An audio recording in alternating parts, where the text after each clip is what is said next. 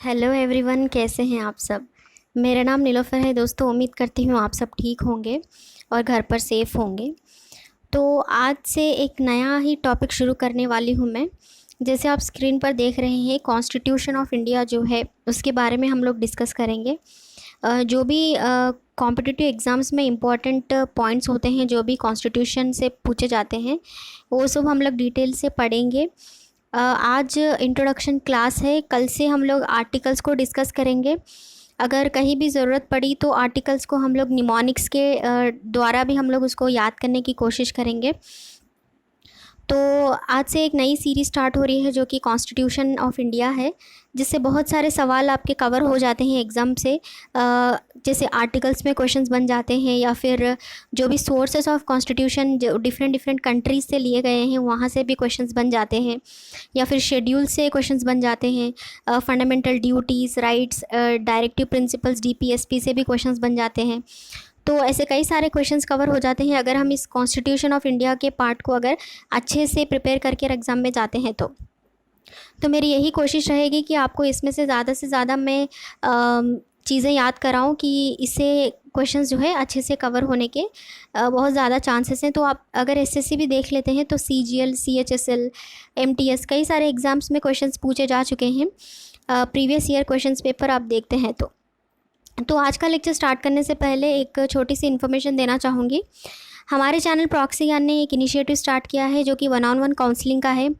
जो भी एग्ज़ाम के लिए आप लोग प्रिपेयर कर रहे हैं उसके जो भी कन्फ्यूजन हो उसमें, या फिर कोई भी आपको प्रॉपर गाइडेंस नहीं मिल रही है, तो उसके लिए आप लोग जो है हमारे 1-on-1 काउंसलिंग सेशन को बुक कर सकते हैं। बहुत ही रीज़नेबल प्राइस पे सेशन होगा, तो ज़रूर इस सेशन को बुक कीजिएगा। और अगर आपको और कुछ जानकारी जाननी है तो हमारी वेबसाइट proxygan.com को विज़िट कीजिए और हमारे चैनल को लाइक कीजिए, शेयर कीजिए और कमेंट करके ज़रूर बताइएगा कि आपको हमारे लेक्चर्स कैसे लग रहे हैं। और किसी भी पर्टिकुलर टॉपिक पर आपको कोई लेक्चर चाहिए तो आप हमें कमेंट करके बता सकते हैं। तो चलिए आज का लेक्चर स्टार्ट करते हैं जो कि कॉन्स्टिट्यूशन ऑफ इंडिया है। तो पहले देख लेते हैं कि इसका इंट्रोडक्शन हम लोग डिटेल से हम लोग इसको कवर करेंगे। तो पहले जो भी कॉन्स्टिट्यूशन ऑफ इंडिया है, जो हिंदी में बोलते हैं हम उसे भारतीय संविधान, जो इंडिया का जो है बहुत ही सुप्रीम लॉ है। इसके ऊपर कोई भी लॉ नहीं है, ये बहुत ही सुप्रीम लॉ है। और ये सुप्रीम लॉ जो है इसकी जिम्मेदारी जो है वो सुप्रीम कोर्ट के हाथ में होती है। इससे भी क्वेश्चन बन जाते हैं कि जो भी कॉन्स्टिट्यूशन ऑफ इंडिया है इसका रखवाला कौन है। तो सुप्रीम कोर्ट ऑफ इंडिया इसका ख्याल रखते हैं कि सब लोग इसे फॉलो कर रहे हैं या नहीं, इसमें जो भी loss and rules and regulations हैं वो सब फॉलो कर रहे हैं या नहीं। तो इंडियन कॉन्स्टिट्यूशन जो है सुप्रीम लॉ है इंडिया का। So the document lays down the framework the demarcates the fundamental political code structure, procedures, powers and duties of government institutions and sets out fundamental rights, directive principles and the duties of citizen.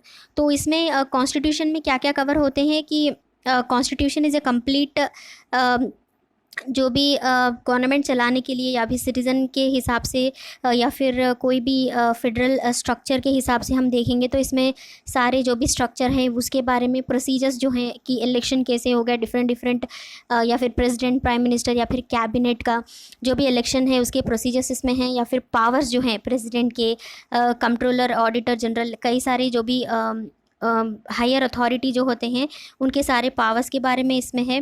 Duties, जो भी duties होते हैं government institutions के उसके बारे में है।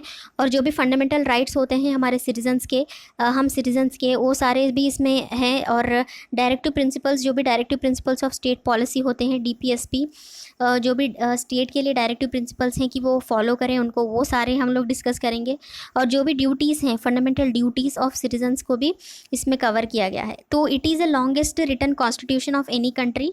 दुनिया में हमारा इंडिया का जो कॉन्स्टिट्यूशन है वो बहुत ही ज़्यादा लेंथी है, और वो भी रिटन फॉर्म में जो भी लॉन्गेस्ट रिटन कॉन्स्टिट्यूशन है वो इंडिया का ही है, कहीं भी नहीं है। कौन सी भी कंट्री इतना लॉन्गेस्ट कॉन्स्टिट्यूशन किसी का भी नहीं है। तो जो भी हमारे प्रेजेंट कॉन्स्टिट्यूशन में जो है वो पहले तो कॉन्स्टिट्यूएंट असेंबली बनी थी नवंबर 26 को 1949 को कि हमें एक कॉन्स्टिट्यूशन बनाना है हमारे इंडिया के लिए, इसमें लॉस एंड प्रोसीजर्स हमें डालने हैं। कॉन्स्टिट्यूएंट असेंबली बनी थी नवंबर 26, 1949 को। और जो भी इसमें फुल ऑपरेशन जो भी बनने के बाद ये फुल ऑपरेशन में कब आया, 26 जनवरी 1950 को। एग्जैक्टली 1 ईयर और 2 मंथ्स के बाद इसको ऑपरेशन में लाया गया। और कॉन्स्टिट्यूएंट असेंबली के जो भी हेड थे वो डॉक्टर बी आर अम्बेडकर थे। The original text of the constitution, जब पहली बार कॉन्स्टिट्यूशन बना था तब 395 आर्टिकल्स थे उसमें, और 22 पार्ट्स में इन आर्टिकल्स को डिवाइड किया गया है, और इसमें 8 शेड्यूल्स थे जब ओरिजिनली पहली बार जब इसको बनाया गया। उसके बाद अमेंडमेंट्स होने के द्वारा इसमें आर्टिकल्स ऐड होते गए, जैसे 100 अमेंडमेंट्स हो चुके हैं आज तक, और 448 आर्टिकल्स जो हैं आज तक 395 से 448 हो चुके हैं 100 अमेंडमेंट्स मतलब जो भी चेंजेस होते हैं हम लोग पार्लियामेंट के द्वारा इसको चेंज कर सकते हैं। आर्टिकल्स में या फिर कॉन्स्टिट्यूशन में किसी भी लॉ को हम लोग चेंज कर सकते हैं पार्लियामेंट के वोटिंग मेजॉरिटी के द्वारा। तो इसके ड्राफ्टिंग कमेटी के जो हेड थे वो डॉक्टर बी आर अम्बेडकर थे। तो हमने हमारे कॉन्स्टिट्यूशन में हमने कई सारे कंट्रीज़ के कॉन्स्टिट्यूशन से बहुत सारे चीज़ों को बोरो किया है। पहले तो हमने गवर्नमेंट ऑफ इंडिया एक्ट, हमारी 1935 की गवर्नमेंट ऑफ इंडिया एक्ट थी, उसमें से कई सारे चीज़ों को बोरो किया है, और डिफरेंट कंट्रीज़ के जो भी कॉन्स्टिट्यूशंस थे उनसे भी हमने कई सारे आइडियाज़ को बोरो किया है। तो पहले तो जो भी बेसिस है कॉन्स्टिट्यूशन का वो हमने गवर्नमेंट ऑफ इंडिया एक्ट 1935 से लिया है। इसके बाद है गवर्नमेंट ऑफ इंडिया एक्ट क्या है, जो भी ब्लूप्रिंट हम लोग कहते हैं, जैसे एक मैप के जैसे हम लोग बोल सकते हैं गवर्नमेंट ऑफ इंडिया एक्ट 1935, जो कि बेसिस जो फीचर्स होते हैं उसको ये डिफ़ाइन करता है। जो भी फेडरल सिस्टम होता है यूनियन प्लस स्टेट का, या फिर गवर्नर के इमरजेंसी पावर्स, जैसे ऐसे कई तरह की चीज़ें जो है गवर्नमेंट ऑफ इंडिया एक्ट से बोरो किए गए थे। इसके अलावा जो भी हमारे कॉन्स्टिट्यूशन में चीज़ें हैं वो हम लोग कई डिफरेंट कंट्रीज़ से बोरो कर चुके हैं। तो चलिए देखते हैं क्या क्या चीज़ें जो है हमने किस किस कंट्री से हमने बोरो किए हैं, और ट्रिक से हम लोग उसे कैसे याद कर सकते हैं। अगर ज़रूरत पड़ी तो ट्रिक से भी उसे हम लोग याद करेंगे। तो पहले है ब्रिटेन। तो ब्रिटेन जो है यूके जो इससे हम लोगों ने 8 जो चीज़ें हैं वो बोरो किए हैं। पहले तो पार्लियामेंट्री गवर्नमेंट, उसके बाद है रूल ऑफ लॉ, उसके बाद है लेजिस्लेटिव प्रोसीजर, उसके बाद single citizenship, cabinet system, prerogative writs, parliamentary privilege, bicameralism. तो ब्रिटेन से हम लोगों ने इस 8 चीज़ों को याद बोरो किया था।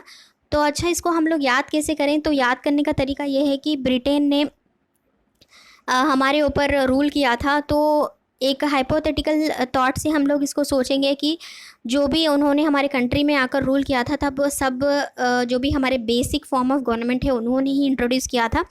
तो पार्लियामेंट्री गवर्नमेंट उन्होंने इंट्रोड्यूस किया था। ये सारे सिचुएशंस मैं बता रही हूँ एक स्टोरी फॉर्म में है, जो पूरे हाइपोथेटिकल हैं, तो याद करने के लिए पर्पस से ही। तो पार्लियामेंट्री गवर्नमेंट हम समझ लेते हैं कि पार्लियामेंट्री गवर्नमेंट जो है उन्होंने इंट्रोड्यूस किया था, या फिर रूल ऑफ लॉ जो है हमारी कंट्री में उन्होंने लाया था। जो भी लेजिस्लेटिव प्रोसीजर होती है स्टेट की बेसिक, उसको इन्होंने इंट्रोड्यूस किया था। जो भी सिंगल सिटीजनशिप थी वो ब्रिटेन ने इंट्रोड्यूस किया था। कैबिनेट सिस्टम, जो भी कैसे पार्लियामेंट फॉर्म हो, तो ये सारे इंट्रोड्यूस इन्होंने किए थे। पार्लियामेंट्री प्रिविलेजेस जो है, और बाई कैमरलिज्म, जो भी स्टेट में एक ही कैबिनेट को लेजिस्लेचर को 2 पार्ट्स में डिवाइड करते हैं, उसको बोलते हैं बाई कैमरलिज्म। तो ऐसे हम लोग याद कर सकते हैं कि जब ब्रिटेन ने हमारे ऊपर रूल किया था तो बेसिक फॉर्म्स जैसे पार्लियामेंट्री सिस्टम, या फिर कैबिनेट सिस्टम हो गया, या फिर सिंगल सिटीजनशिप है, रूल ऑफ लॉ है, ऐसे बेसिक फॉर्म्स ऑफ जो भी हमारे गवर्नमेंट हैं उनको इन्होंने इंट्रोड्यूस किया था। तो इससे हम लोग याद कर सकते हैं कि जो भी ये हमने पार्ट्स जो हैं, ये भी पार्ट्स ये हमने ब्रिटेन से बोरो किए हैं। तो इससे याद करने में आसानी हो जाएगी। तो ब्रिटेन से हमने बोरो किया था parliamentary government, rule of law, legislative procedure, single citizenship, cabinet system, और पार्लियामेंट्री प्रिविलेजेशन, बाई कैमरलिज्म, प्रीरोगेटिव रिट्स। तो इस तरह हम लोग इसे याद कर सकते हैं। उसके बाद है आयरलैंड। आयरलैंड से हमने सिर्फ 3 चीज़ें बोरो की थी, जो कि DPSP, directive principles of state policy, nomination of members of the Rajya Sabha, जो भी राज्यसभा में नॉमिनेट होते हैं उसका जो प्रोसीजर है वो हमने आयरलैंड से लिया था। और उसके बाद method of election of the president, जो भी प्रेसिडेंट के इलेक्ट होने का जो भी प्रोसीजर है उसका मेथड है वो हमने आयरलैंड से बोरो किया था। तो इसमें कोई टेक्निक की ज़रूरत नहीं है, 3 ही चीज़ें हैं जो हमने आयरलैंड से ली थी। वो पहला है डायरेक्टिव प्रिंसिपल्स DPSP, उसके बाद है nomination of members of the Rajya Sabha, and next is method of election of the president. उसके बाद है यूएसए से हमने कई सारे चीज़ें जो है बोरो की थी। पहले तो है इम्पीचमेंट ऑफ प्रेसिडेंट। इसको हम लोग याद कर सकते हैं, यूनाइटेड स्टेट्स में प्राइम मिनिस्टर नहीं होते, वहाँ पर प्रेसिडेंट और वाइस प्रेसिडेंट ही होते हैं। तो जो भी प्रेसिडेंट एंड वाइस प्रेसिडेंट से रिलेटेड चीज़ें हैं जो यूएस से ली गई थी, तो इससे याद करने में आसानी होगी। इम्पीचमेंट ऑफ प्रेसिडेंट, जो भी प्रेसिडेंट को हम लोग रिमूव करते हैं उनके पोजीशन से, तो उसको बोलते हैं इम्पीचमेंट। और इम्पीचमेंट ऑफ प्रेसिडेंट जो है हमने यूएसए से लिया था। जो भी फंक्शंस ऑफ प्रेसिडेंट है या फिर वाइस प्रेसिडेंट, दोनों के फंक्शंस जो है हमने यूएसए से लिया था। उसके बाद जो भी removal of Supreme Court and High Court जजेस, जो भी सुप्रीम कोर्ट और हाई कोर्ट जजेस होते हैं उनको रिमूव करना है, तो वो कॉन्सेप्ट भी हमने यूएसए से लिया था। फंडामेंटल राइट्स जो हैं वो भी हमने यूएसए से ली थी। जुडिशियल रिव्यू जो है वो भी जो भी जुडिशियल रिव्यू जो है वो भी हमने यूएसए से ली थी। Independence of judiciary and preamble of the constitution, उसको हमने यूनाइटेड स्टेट्स ऑफ अमेरिका से लिया था। तो प्रियम्बल ऑफ द कॉन्स्टिट्यूशन को भी हमने जो कि एक बेसिस छोटा सा पूरे कॉन्स्टिट्यूशन का एक छोटे से फॉर्म में अगर हम लोग देखना चाहें तो वो प्रियम्बल में देख सकते हैं। इसको जवाहरलाल नेहरू ने ऑब्जेक्टिव रेजोल्यूशन भी कहा था प्रियम्बल ऑफ कॉन्स्टिट्यूशन को। ये भी हमने यूनाइटेड स्टेट्स से लिया था। तो यूनाइटेड स्टेट्स में क्या याद रखें कि जो भी प्रेसिडेंट, वहाँ प्राइम मिनिस्टर नहीं होते, प्रेसिडेंट एंड वाइस प्रेसिडेंट होते हैं, तो उनसे दोनों से रिलेटेड जो भी चीज़ें हैं वो हमने यूएसए से ली थी, जैसे impeachment of president, functions of president and vice president, और जो भी supreme Court and High Court जजेस की रिमूवल जो है वो वहीं से लिए थे। फंडामेंटल राइट्स एंड प्रियम्बल वहीं से लिया था। और judicial review and independence of judiciary, जो भी जुडिशियरी से रिलेटेड है वो भी हमने यूनाइटेड स्टेट से ही मोस्टली लिए थे, जैसे supreme Court and High Court जजेस को रिमूव करना या फिर judicial review and independence of judiciary को यूएसए से लिया था। आई होप आपको ये अच्छे से याद हो गया होगा। उसके बाद है कनाडा। कनाडा में क्या था, इसे याद करने के लिए हम लोग याद कर सकते हैं कि कनाडा में जो है वो सेंटर बहुत पावरफुल है। वहाँ का स्टेट से अगर हम कंपेयर करें, वहाँ का सेंटर जो है बहुत पावरफुल है। हाइपोथेटिकली इसको याद रखने में आसानी होगी। तो जो भी federation with a strong centre, federation system है वहाँ पर but with a strong centre, wasting of residuary powers in the centre, जो भी पावर्स होते हैं मोस्टली वो सेंटर के पास होते हैं। Appointment of state governors by the centre, advisory jurisdiction of the supreme court. तो ये चार जो है मोस्टली सेंटर से रिलेटेड हैं, तो इससे याद रखने में आसानी होगी अगर हम सोचें कि कनाडा में जो भी पावर होता है वो सेंटर में ज़्यादा वेस्टेड होता है। तो जो भी फेडरेशन विद स्ट्रॉन्ग सेंटर, ये हमने कनाडा से लिया था। Wasting of residuary powers with centre, ये भी कनाडा से लिया था। Appointment of state governors by the centre, ये भी हमने कनाडा से लिया था। और advisory jurisdiction of the supreme court, ये भी हमने कनाडा से लिया था। आई होप ये आपको समझ आया होगा और अच्छे से याद हो गया होगा। इसके बाद है ऑस्ट्रेलिया।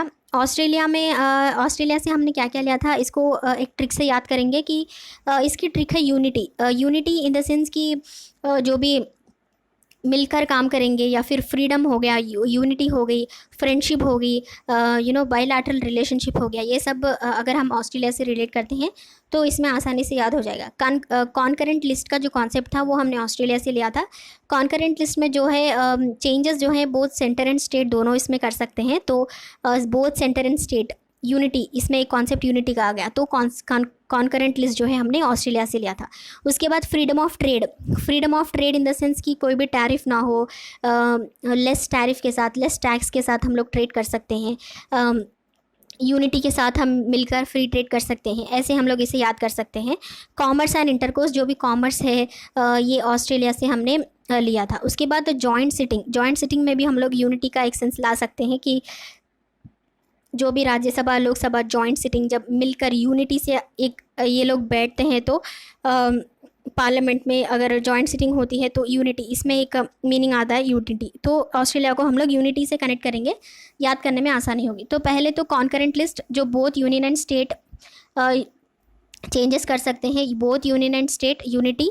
फ्रीडम ऑफ ट्रेड, जो भी हम लोग फ्रेंडशिप के साथ फ्रेंडली जो है हम फ्रीडम ऑफ ट्रेड कर सकते हैं। उसके बाद कॉमर्स वो भी कर सकते हैं। उसके बाद joint sitting of the two houses, joint sitting जो मिलकर बैठते हैं यूनिटी के साथ, उसको joint sitting of to houses of parliament. तो ऐसे याद करने में आसानी होगी। तो ऑस्ट्रेलिया का हमारा ट्रिक है यूनिटी।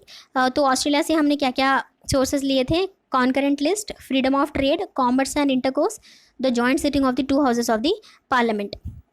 उसके बाद है सोवियत यूनियन। सोवियत यूनियन जो है अभी रशिया है।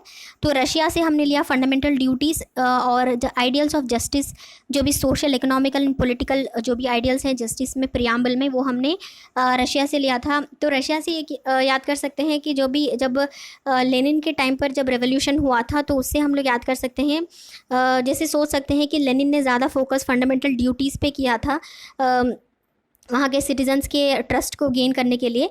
तो इससे याद रख सकते हैं कि फंडामेंटल ड्यूटीज़ जो है हमने रशिया से लिया था और फंडामेंटल राइट्स जो है हमने यूएसए से लिए थे। ओके, जो भी आइडियल्स ऑफ जस्टिस, तो इसे हम लोग ऐसे याद रख सकते हैं कि लेनिन ने जब उसने रेवोल्यूशन स्टार्ट किया था, तो अपने स्पीचेस के द्वारा, अपने डेमोन्स्ट्रेशंस के द्वारा पीपल को कहा था कि हम आपको जस्टिस दिलाएंगे, हमारा सपोर्ट कीजिए। उसी की वजह से उन्होंने रेवोल्यूशन जीता था। तो ऐसे हम लोग इसे याद रख सकते हैं। जो भी आइडियल्स ऑफ जस्टिस थे, जस्टिस के अंदर social, economical and political terms जो हैं हमने रशिया से लिए थे। तो रशिया से हमने लिया था fundamental duties and ideals of justice that are social, economical and political. तो रशिया हो गया। उसके बाद है फ्रांस। तो फ्रांस का ट्रिक है कि रिलीफ, इसका ट्रिक है रिलीफ। तो फ्रांस जब वर्ल्ड वॉर 1 में जब लड़ा था, तो फ्रांस जर्मनी जब वर्ल्ड वॉर 1 में उसने जर्मनी को सरेंडर कर दिया था खुद को, तो वहाँ के सिटीजन्स को रिलीफ मिल गया था। तो जब वो वॉर लड़ रहे थे, तो उनको तकलीफ़ हो रही थी फूड शॉर्टेज की वजह से, या फिर कई सारे पैंडमिक बीमारियों की वजह से लोग मर रहे थे, सैनिटेशन प्रॉपरली नहीं था सोल्जर्स को, या फिर उनके फैमिलीज़ को प्रॉब्लम हो रही थी। तो जब फ्रांस ने सरेंडर कर दिया कि हम यहाँ वॉर स्टॉप कर रहे हैं, तो उनके सिटीजन्स को जो है रिलीफ मिल गया। तो इससे हम लोग याद रख सकते हैं रिलीफ, RELF। जो भी आइडियल्स ऑफ रिपब्लिक, R से रिपब्लिक, E से जो है इक्वालिटी, L से लिबर्टी एंड F से फ्रेटर्निटी। जो भी ये 4 आइडियल्स जो हैं हमने फ्रांस से लिए थे। तो इसको याद करने का तरीका, जैसे मैंने अभी बताया, वर्ल्ड वॉर 1 ने जैसे फ्रांस ने सरेंडर कर दिया, तो उसके सिटीजन्स को जो है रिलीफ मिल गया। तो रिलीफ से RELF, R for Republic, E for equality, L for liberty and F for fraternity. I hope आपको इससे याद हो जाएगा। उसके बाद है वीएमआर कॉन्स्टिट्यूशन ऑफ जर्मनी। जो भी वीएमआर कॉन्स्टिट्यूशन था जर्मनी का जब हिटलर से पहले, तो वहाँ से हमने लिया suspension of fundamental rights during emergency. तो इससे हम लोग याद कैसे करें, जब हिटलर का टाइम था, तो उससे पहले वीएमआर कॉन्स्टिट्यूशन था।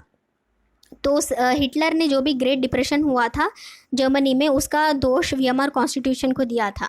तो वर्ल्ड वॉर 2 के स्टार्टिंग होने पर जो भी फंडामेंटल राइट्स थे सिटीजन्स के जर्मनी में, वो इमरजेंसी के द्वारा जो भी वर्ल्ड वॉर 2 हो रहा है, तो इमरजेंसी ही है, तो उसके लिए जो फंडामेंटल राइट्स थे वहाँ के, वो सस्पेंड हो गए। तो इससे हम लोग ये याद कर सकते हैं कि जो भी जर्मनी में हिटलर था, वहाँ से हमने वर्ल्ड वॉर 2 में जो प्रॉब्लम्स हुई थी, उसकी वजह से इमरजेंसी के द्वारा फंडामेंटल राइट्स को सस्पेंड कर दिया गया। तो इससे हम लोग आसानी से याद कर सकते हैं, जो भी सस्पेंशन ऑफ फंडामेंटल राइट्स हैं इमरजेंसी के दौरान, वो हमने जर्मनी से लिया था। उसके बाद है साउथ अफ्रीकन कॉन्स्टिट्यूशन। इससे हमने लिया था procedure for amendment of the constitution and election of the members of Rajya Sabha. तो साउथ अफ्रीका से हम लोग याद कर सकते हैं नेल्सन मंडेला। नेल्सन मंडेला ने कई सारे रिफॉर्म्स लाए थे साउथ अफ्रीका में, और कई सारे डिस्क्रिमिनेटरी लॉस को उन्होंने बदला था, जैसे अमेंड किया था। ऐसे हम लोग याद कर सकते हैं जो भी प्रोसीजर ऑफ अमेंडमेंट है कॉन्स्टिट्यूशन का, वो हमने साउथ अफ्रीका से लिया था। And election of the members of the Rajya Sabha south Africa से लिया था। आई होप आपको समझ में आया होगा। एक बार रिवीजन कर लेते हैं। पहले हमने देखा ब्रिटेन, उसके पहले गवर्नमेंट ऑफ इंडिया 1935 से हमने कई सारे सोर्सेज भी उससे लिए हैं। उसके बाद हमने देखा ब्रिटेन में जो भी parliamentary government, rule of law, legislative procedure, single citizenship, cabinet system, parliamentary privileges and bicameralism हमने ब्रिटेन से लिए थे। उसके बाद है आयरलैंड में हमने DPSP लिया, और nomination of members of the Rajya Sabha and method of election of the president Ireland से हमने लिए। ये 3 ही इसमें हैं, तो आसानी से याद हो जाएंगे। उसके बाद हमने USA से लिया। USA से हमने टेक्निक बनाई कि जो भी वहाँ प्राइम मिनिस्टर नहीं होते, वहाँ प्रेसिडेंट एंड वाइस प्रेसिडेंट ही होते हैं। तो जो भी इम्पीचमेंट ऑफ प्रेसिडेंट है, या फिर functions of president and vice president है, ये हमने USA से लिया था। उसके बाद मोस्टली जो भी जुडिशियरी से रिलेटेड मोस्टली जो भी चीज़ें हैं वो हमने यूएसए से ली, जैसे removal of Supreme Court and High Court जजेस, judicial review, independence of judiciary, ये सारी चीज़ें हमने यूएसए से ली थी। और fundamental rights and preamble of the constitution जो है यूएसए से हमने लिए थे। उसके बाद है कनाडा। कनाडा में हमारा ट्रिक था कि वहाँ की सेंटर जो है वो पावरफुल थी, तो federation with a strong centre, vesting of residuary powers in the center, appointment of the state governors by the center, advisory jurisdiction of the supreme court। तो इसमें सेंटर हाईलाइटेड वर्ड है, तो Canada को centre से relate कर देंगे तो जो सोर्सेज हमने लिए थे वो याद आसानी से हो जाएंगे। उसके बाद है ऑस्ट्रेलिया। ऑस्ट्रेलिया का हमारा ट्रिक था यूनिटी।